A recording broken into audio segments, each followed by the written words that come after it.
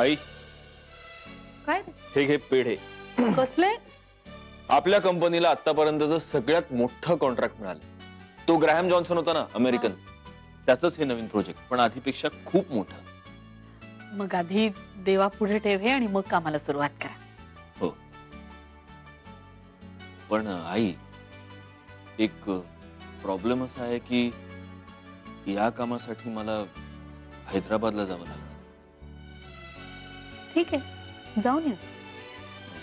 नाही म्हणजे मंजिरी. सत्यजित, अशा अवस्थेत म्हणजे काय?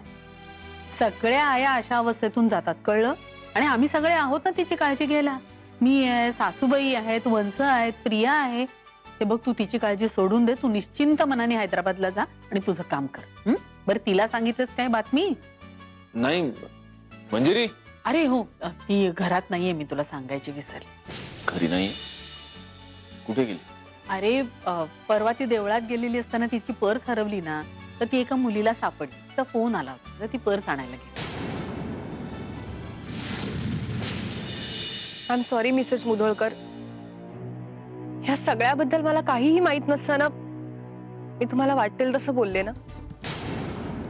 पण आशिष असा असेल आणि तो तुमच्या बाबतीत इतका वाईट वागला ह्याची मला आयडिया सुद्धा नव्हती हो. आता मला वाटते की त्याला त्याच्या कर्माची शिक्षा मिळाली. पण अजूनही एक प्रश्न आहेच,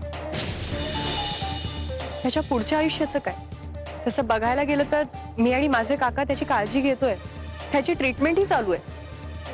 त्यातून तो बरा झाला तर ठीक, नाहीतर खर तर मलाही त्याच्या या अवस्थेची दयाच येते.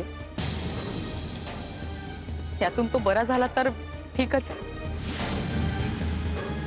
कारण एकेकाळी तो मित्र होता माझा. माझी खात्री आहे तो नक्कीच बरा होईल. मला कळत नाही, असं काय गरज काय होती जायची? आणि मुळात गेली कुठे ती? मी काही विचारलं नाही बाबा. काय एकट्याने तरी जायचं नाही ना, कोणाला तरी घेऊन जायचं सोबत. नाही तर मला फोन करायचा, मी ऑफिस मधून येताना घेऊन आलो असतो तिची पर्स. अरे सत्यजित, किती चिडचिड करतोय? तिला जाऊन काही फार वेळ झालेला नाहीये. आई चिडचिड कोण करते? मी चिडचिड करतोय?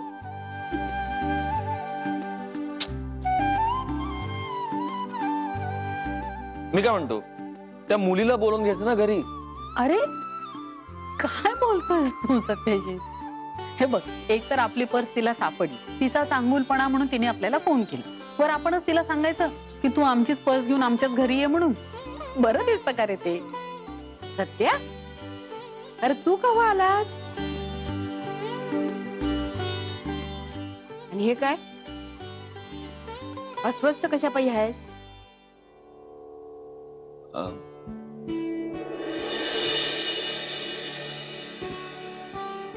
काय ग? मंजिरी नाहीये ना घरात? अरे काय बी काळजी करू नगेस. ती काय कायमची सोडून गेलेली नाही तुला. निवांत बस इथं, मी चहा आणते. आणि हे बरं आहे तुझं मंजिरी म्हणून घोषा लावलेला असते तू, आणि ती आवो आवो म्हणून जप करत असते. आजी का टाइमपास चाललंय का इकडे? त्या अरे काय आभाळ कोसळलेलं नाही. ती इथंच गेली दागदराच्या बाजूला, तिथं मला सांगून गेली. तू काय बी काळजी करू नका, तू बस इथं, त्या चहा घेऊन येते तुला. नाही नको, राहू दे चहा. आई मी घेऊन येतो तिला. अरे सत्यजित, बाबा गातो आणि बाबाच ऐकतो. सगळं ठीक होईल, येते मी. तुमची पर्स.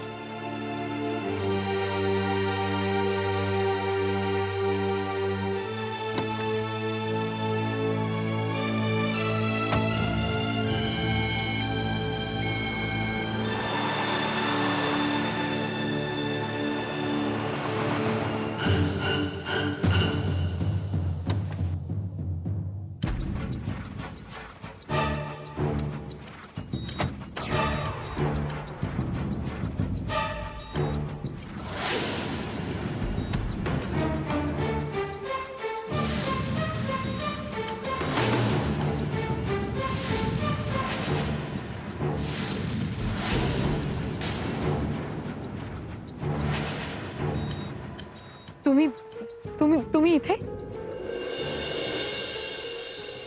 तू तिथे, मी.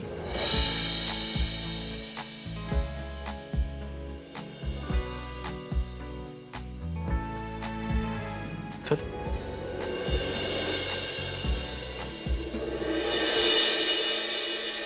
हा नेत्रा बसली ना तिच्या जागेवर. बस वेळेत सुटली का? उत्तम. आता तुम्ही घरी या. आत्ता गौरांग, अरे अरे ही वेळ आहे का पण रंकाळ्यावर जाऊन मिसळ पाव खायची? काय भूक काय लागली? तू घरून जेवून निघाला होतास ना गौरांग? काय ग, काय झालं? काही प्रॉब्लेम आहे का? प्रॉब्लेम नाही ग, नेत्रा निघाली ना गोव्याला. अगं हो, मी तेच विचारायला आले होते. ती बसमध्ये बसली ना, म्हणजे व्यवस्थित जागा मिळाली? हो बसली आणि गाडी सुद्धा वेळेवर सुटली. मी काय गौरांगलाच फोन केला होता. बरं झालं. म्हणजे आता उद्या सकाळपर्यंत पोहोचेल मला वाटतं ना? हो पोच. ठीक आहे, चल मी येते. अगं नाही, मला तुझ्याशी बोलायचंच होतं. बरं झालं आलीस तू. बोल ना. मागे आपल्यामध्ये बोलणं झालं होतं एका विषयावर. तू काही विचार केलायस का? मावशी, आता मी काय विचार करणार? हे बघ, तू जे काही माझ्यासाठी ठरवशील ना ते योग्यच असेल, हा माझा विश्वास आहे. तूच बघ आता काय ते. बर. काय मध्यंतरी मंजिरीने तिच्या काकूच्या भाच्याचं स्थळ सुचवलं होतं तुझ्यासाठी. सुहास नाव आहे त्याचं. आणि मध्ये तिच्या काकूचाच फोन आला. त्या स्वतःच म्हणाल्या सुहास बद्दल आणि तुझ्याबद्दल. तर काय करायचं?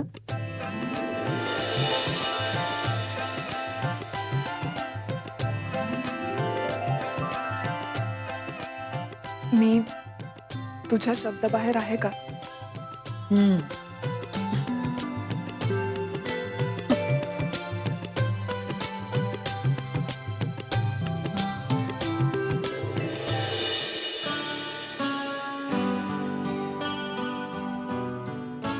ये काय करता? ये ना. अहो, बस. बस अहो पण मला सांगा तरी. बस बस बस सांगतो, सगळं सांगतो. बस. डोळे बंद कर. काय? मंजिरी, सांगतो तेवढं कर ना. डोळे बंद आणि आ कर.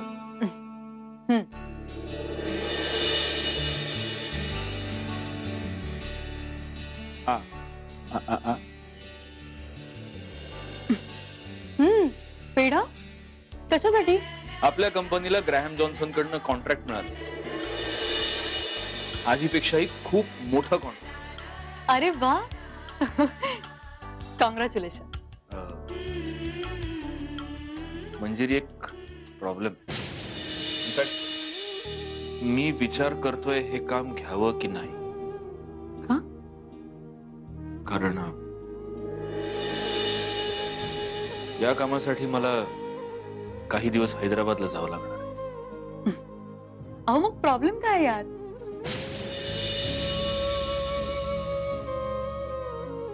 अच्छा, तुम्ही माझ्यासाठी म्हणताय.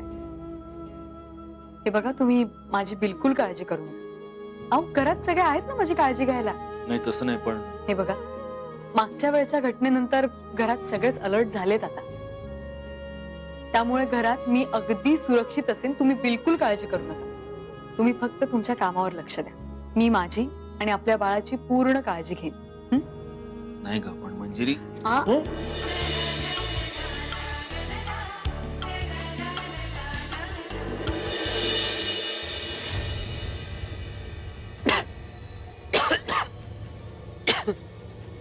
आशिष, तुला माहितीये मी आज कोणाला भेटले? मंजिरीला.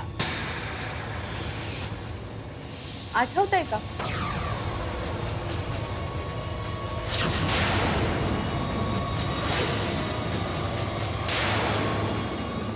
अरे मंजिरी,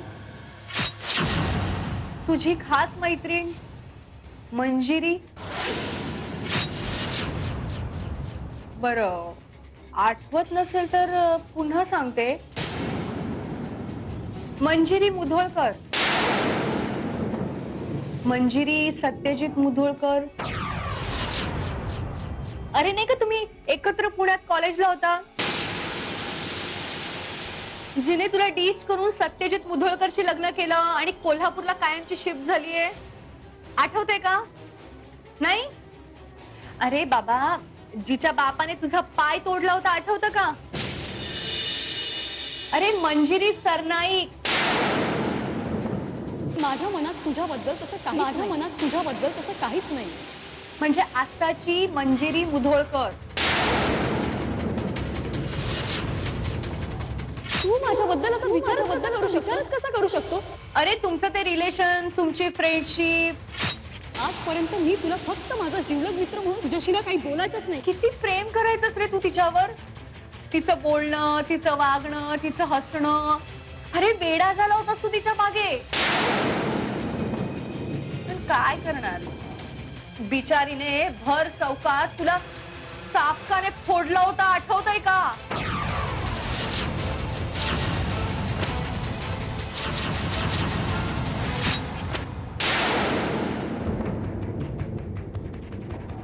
आठवतंय का?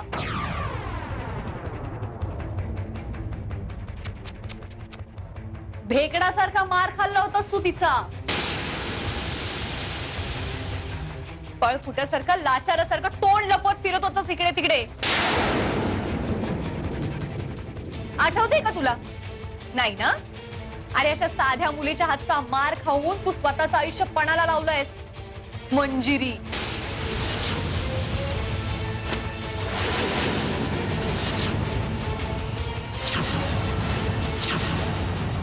अरे मंजिरीसाठी काय नाही केलंस रे तू,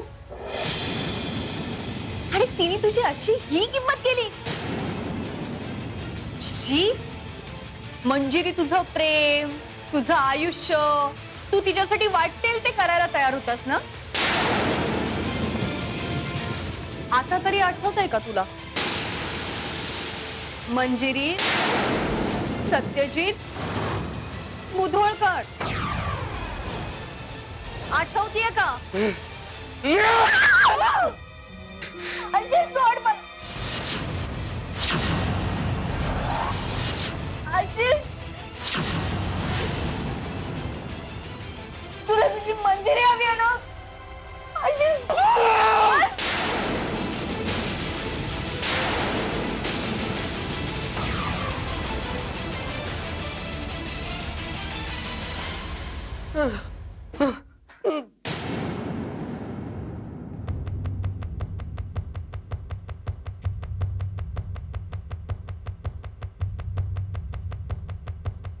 संख्या काय चाललंय हे सगळं? मला लवकरात लवकर साहेबांना भेटायचंय. फालतू कारण देऊ नका. तुम्हाला जर खरंच वाटत असेल ना की मी तुमचं काम करावं, तर माझी उद्याच साहेबांशी भेट घालून द्या, नाहीतर तुम्हाला माहितीच आहे मी काय करू शकते ते.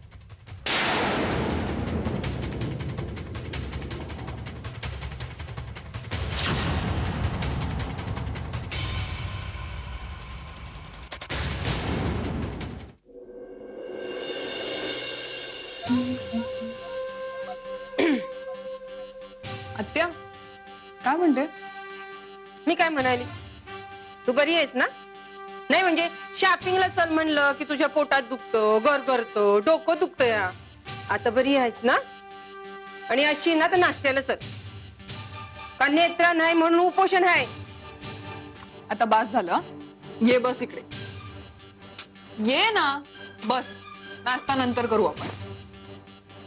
आत्या, तुला मावशीने सांगितलं असेल ना, तो मंजिरीच्या माहेरून मुलगा बोलवला मला बघायला. काहीतरी सुहास नाव आहे त्याचं. येई नका, मला काय त्याचं कौतिक, मला थोडी बघायला येणार.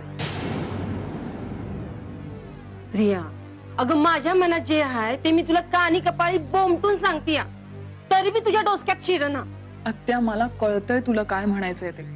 मला माहितीये तुझ्या डोक्यात काय आहे. माहिती आहे ना, मग तसं वाग की. हे बघ, सत्यजितला आपलंच कर. अगं तुला या घरची सून बघायचं सपान पाहिलंय आम्ही, ते खरं कर. निदान प्रयत्न तरी कर. काम्या फक्त बोलले की तसं नाही आत्या, तसं नाही आत्या, हात कित्ता गिरवणार आहेस?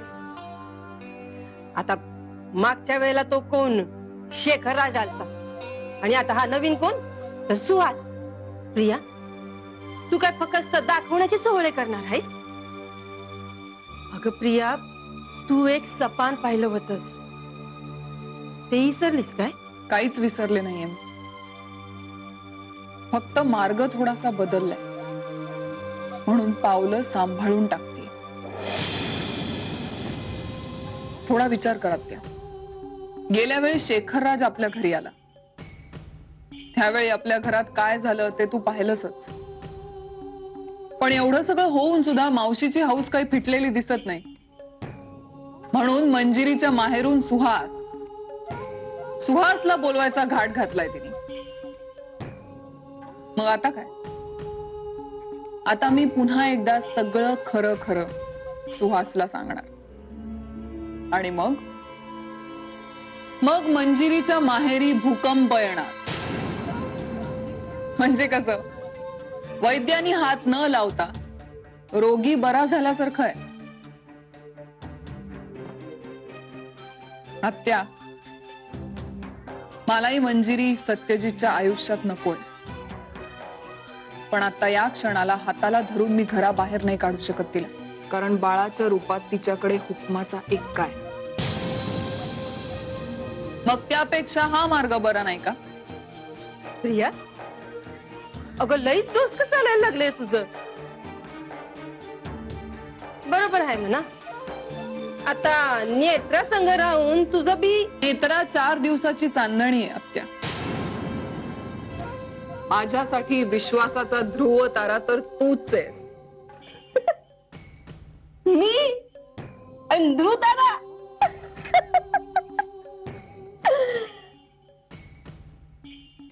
जाऊया का शॉपिंगला? आत्या माझं डोकं. म्हणलं होतं ना.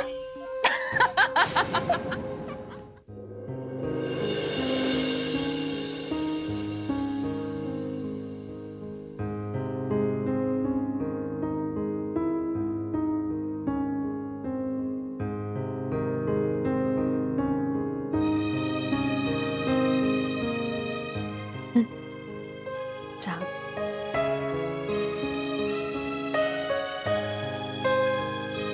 काय झालं? टेन्शन आहे काही? मी काल रात्रीपासून खूप विचार केलाय मंजिरी, पण somehow मी स्वतःला कन्व्हिन्स नाही करू शकत आहे की मी हे हैदराबादचं प्रोजेक्ट स्वीकारावं. कारण तू इथे असताना मी तिथे माझं नाही लक्ष लागणार.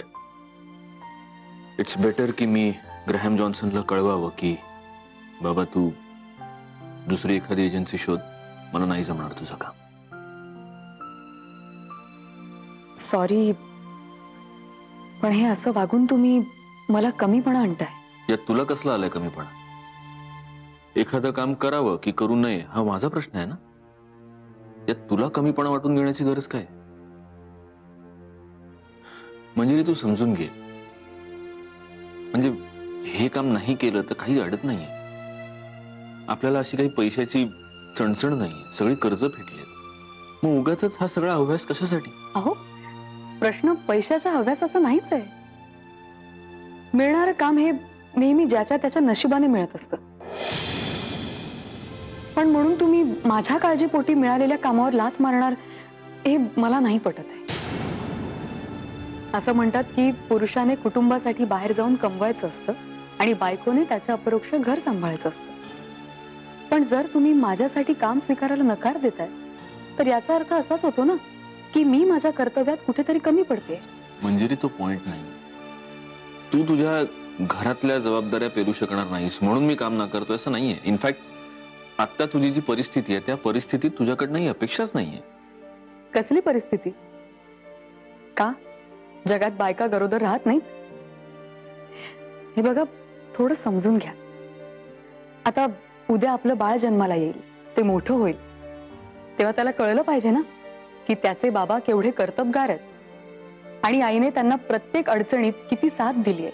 निदान यासाठी तरी तुम्ही हातचं काम सोडून घरी नका बसू प्लीज. म्हणजे पटतंय ना तुम्हाला मी जे काही बोलते ते? पटवून घेण्याचा प्रयत्न करतो. तोपर्यंत प्लीज जरा चहा गरम करून आणशील? हो.